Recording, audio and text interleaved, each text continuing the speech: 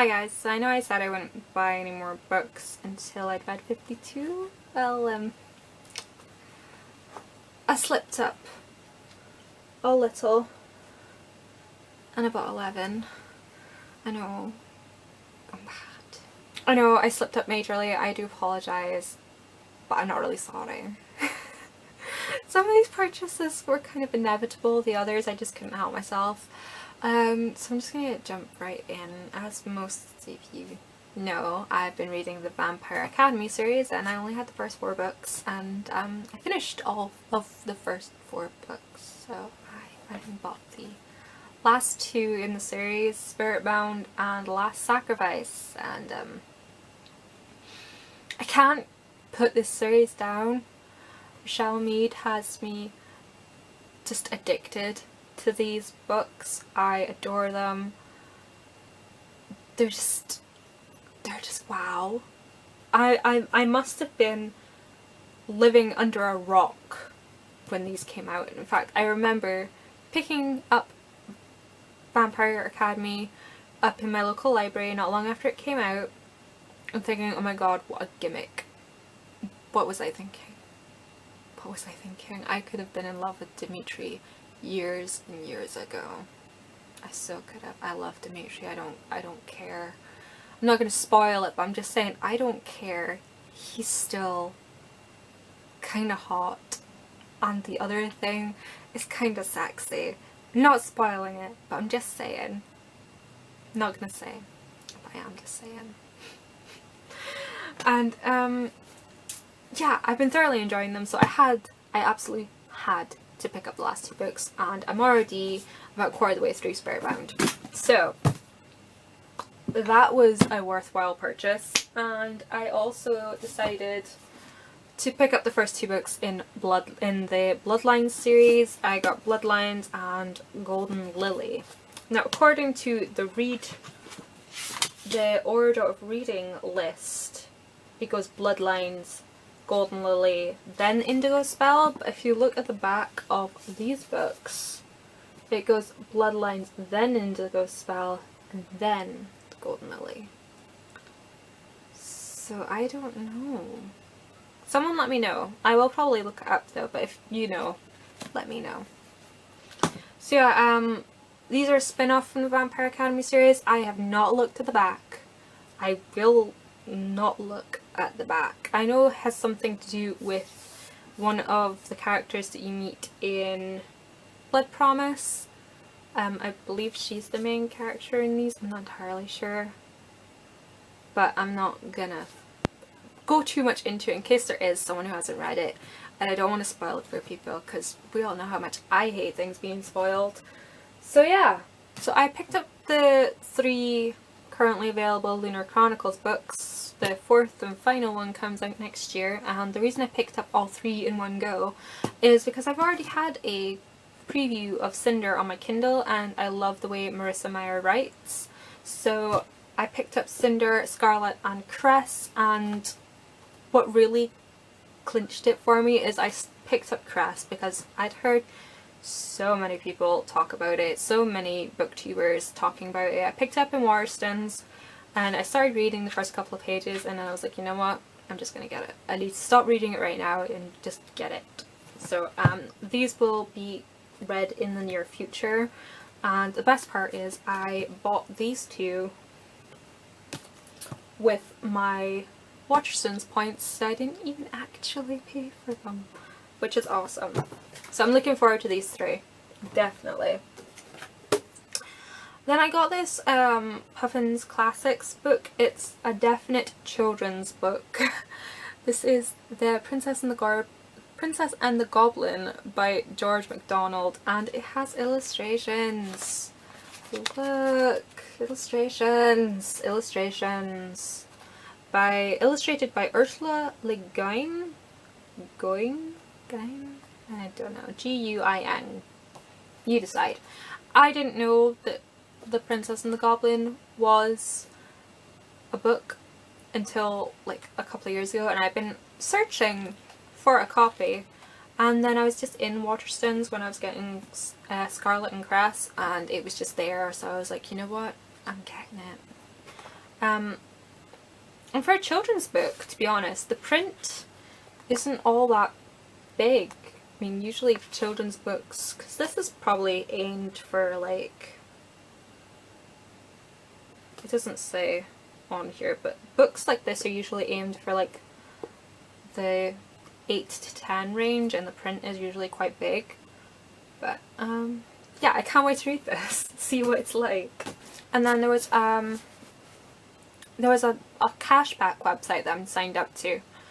It's kind of like that Mr. Bates or Mr. Rebates kind of thing that they have in America, but over here it's called Top Cashback UK, and they had a promotion on for World Book Day that if you, I can't remember, you just got some money back if you bought books from Amazon.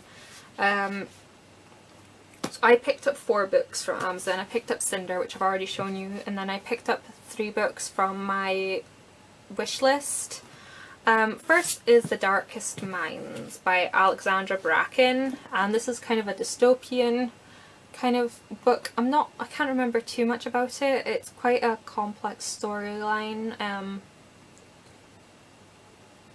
She's been sent to this like rehabilitation camp, and if you act badly they will punish you with solitary confinement and that kind of thing. I must say I love the pages. They feel like butter, and it's one of these like really floppy paperbacks because it's an American paperback. American paperbacks are cool. We get like, they're quite firm, our paperbacks, but American ones, they're like really floppy. I quite like it. I know, tangent, I'm sorry. But I got The Darkest Minds by Alexandra Bracken. I'm excited to read it. I read a few pages already as soon as I got it, and I'm really excited, so this could be a fairly recent future read. Next, I got Shatter Me by Tahira Mafi. I know I'm really late on this bandwagon. I know. I'd always meant to pick it up, but I just never really got around to it, so I'm slowly ticking off my wish list from Amazon. And this is about a girl who, her touch is killer, or like bad things will happen to people if she touches them, and she is captured by the government. It's called the Re-establishment, but I think it might be the government, and they have plans to use her as a weapon, but she falls in love with someone, and you know, there is a teen drama undertow in there. So I'm excited, and the final book's just recently come out, so if I like this I might pick up the other ones. And then we have Nevermore by Kelly Creech. It's C-R-E-A-G-H, Creech, maybe? I'm not sure. But it's very heavily influenced by Edgar Allan Poe, and it's about this girl who is really popular, and she's like a cheerleader, and as part of a school project she is teamed up with Varen, who is like a goth and really into like death and things. I can't remember exactly what this is about, but I remember that a few years ago this was really popular and loads of YouTubers were talking about it, and I was really interested in it at the time. And I've read a few pages of this also, and I'm excited for it. It's quite a beast actually. I didn't expect it to be so big. And it has a reading group guide in the back, which is odd. It's 543 pages. It's a fair beast of a book. I also got a book on the Kindle. I got Obsidian by, I can't remember her name. I know it's Armentrout. Her last name is Armentrout. I can't remember her first name though, but it's called Obsidian. I'm sure many of you have heard of it. It's called the Lux series, and there's like 4 books out at the moment, and the 5th one's about to come out. I'd heard so much about it, and I've heard it's really like addictive, and I've been interested in it for a while, and I kind of wanted to get it in hard copy, but I couldn't get a hold of one, so I got the Kindle version. So yeah. So yeah, those are all the books that I've picked up recently. I feel quite proud of myself being so restrained. Trust me, this pile could have been twice or even 4 times the size that it is. Easily. Quite easily.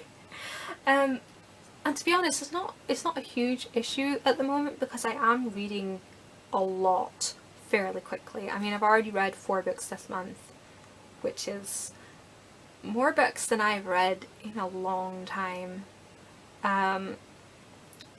Just once you get back in the groove of reading, it's just like second nature. You can't help yourself. And I hermited away for like a week with Vampire Academy, and I apologise for my absence for that week. But you know, we needed some alone time. I was upset several times. I cried a lot. It's emotional, and just I can't even. Rochelle Mead, why? Just I can't even. Anyways, I'm gonna stop now before I start rambling on and about stuff, but I will see you guys later. You will most likely see most of these books in upcoming TBR piles, and I'm very excited for pretty much every single one of them.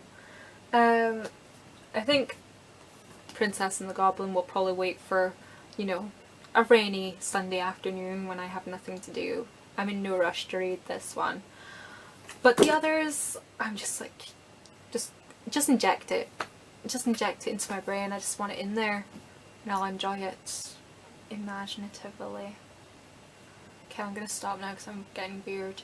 And I will see you guys later. Thank you for watching. And as always, social media links will be in the info box, along with Goodreads and, you know, blogs. All that jazz. And I will see you later. Bye bye.